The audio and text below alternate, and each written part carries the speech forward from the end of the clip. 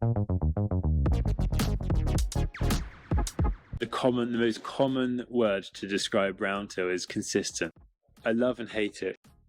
In our industry, that's like the biggest compliment you could ever get, in my opinion. Like, but it's also a bit dull at times. But at the same time, it kind of links with that thing is about what we're doing this for. It's like I never wanted to build Roundhill to be like a hype beast kind of business. I don't want it to be like a monster. I think it's like I'm very comfortable with it being a small, sustainable, hopefully profitable business. And actually there's so much more value long term for me in that than there will be in not just for me, but in terms of our whole supply chain and the team that work here. I think it's much better than building something up and it falling apart. My name is Tim, and I am the other director of Roundhill Roastery. I've been with the company, I'd say probably 7 years now. It's quite a long time. Felt like I was probably invested from day one, emotionally, and then now a bit more so financially. My role within the company is to basically figure out strategy, managing the team, developing each of those individuals, a bit more of framework and things like that. That's been a bit more of what I've been doing recently, is at the start of the year, and having procedures in place and a bit more framework to things. This is our training area, and this is like where we always had it's our first training area. I'm going to show you what we're working on, okay, for the future.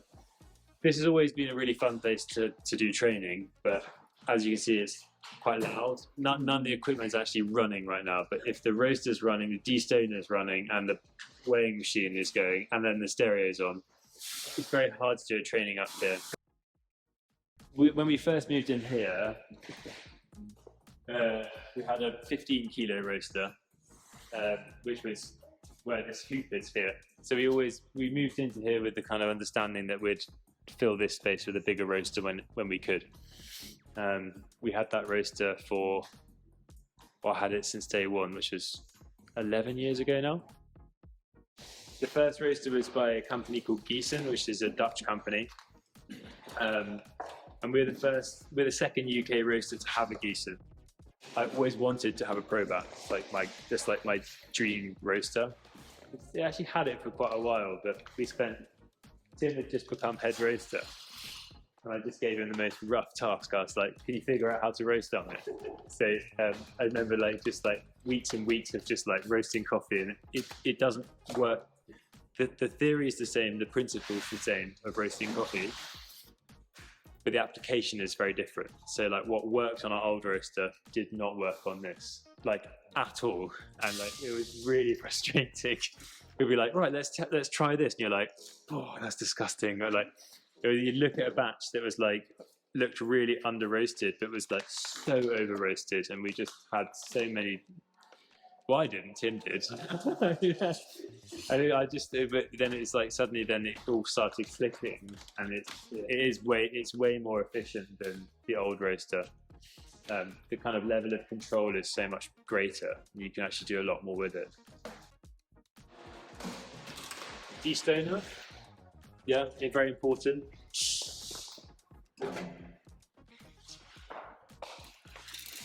There you go. Are you happy with it?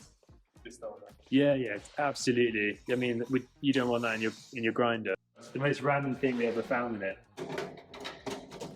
I'll see if I can find it later. I'll keep that as a surprise. It's good. We roast, I don't know, between 10 to 15 batches a day, Monday to Thursday.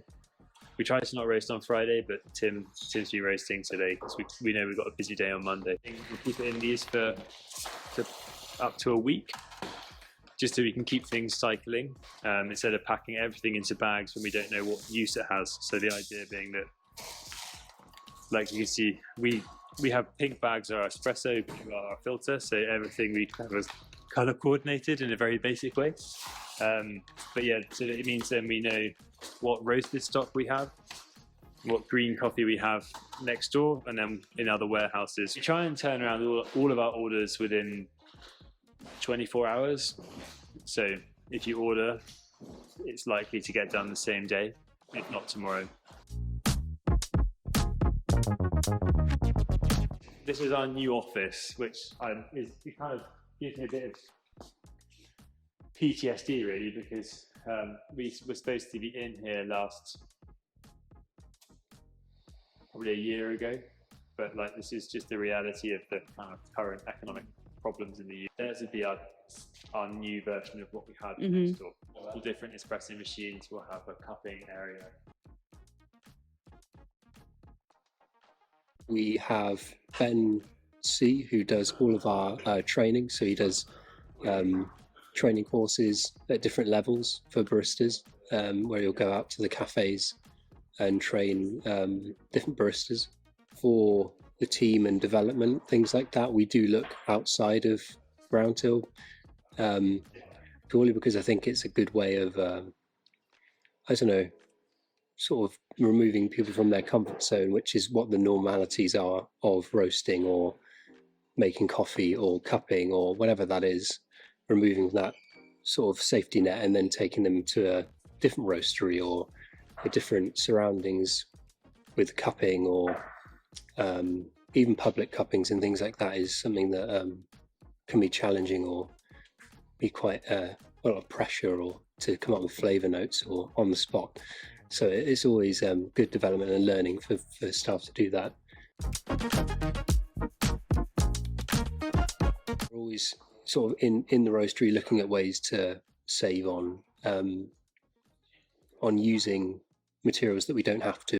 Our postage labels are printed on a plastic material, but then you peel them off and you still got that plastic material which goes in the bin. To use that plastic material as sort of packaging material, so we'll put all the coffee in the box and then we'll use that extra plastic just to put in with the coffees as a bit more packaging, so the coffee's not moving around.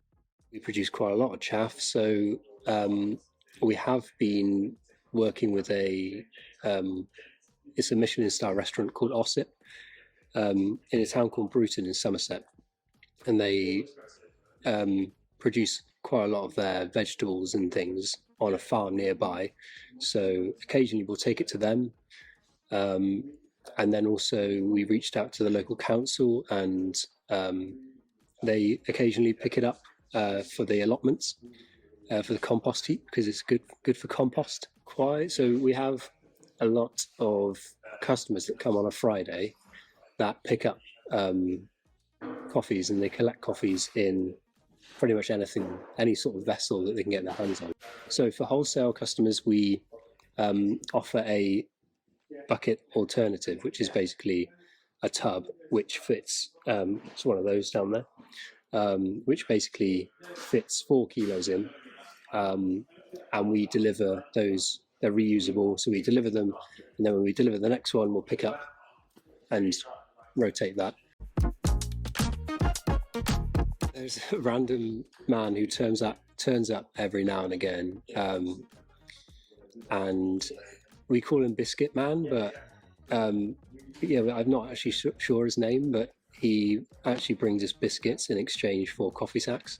So yeah, it's a great deal, and obviously everyone gets very excited when he arrives with his biscuits. I live quite locally to the roastery. There's a lot of green open spaces, and I have a dog, and I'll get home and we'll go for a dog walk, and that often clears my mind of anything, allows me to switch off a little bit and yeah, enjoy time with my dog. It's quite a simple thing, but I absolutely love that sort of being in nature. That's a big hobby, going out for food. I suppose straight up direct hobbies like I don't know, like knitting or modeling or something, like making things, those don't happen so much in my life. I find sadly at the moment, over the past few years, it's a little bit more get home from work after quite a long hours and then There's a lot of kind of exploring old TV classics, but it's not. I wouldn't really call that a hobby.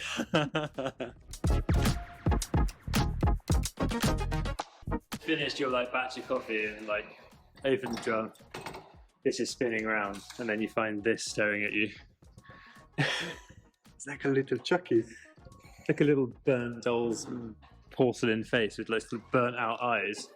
That's creepy. It's the creepiest thing ever. And it's just going around in the corner. It's just like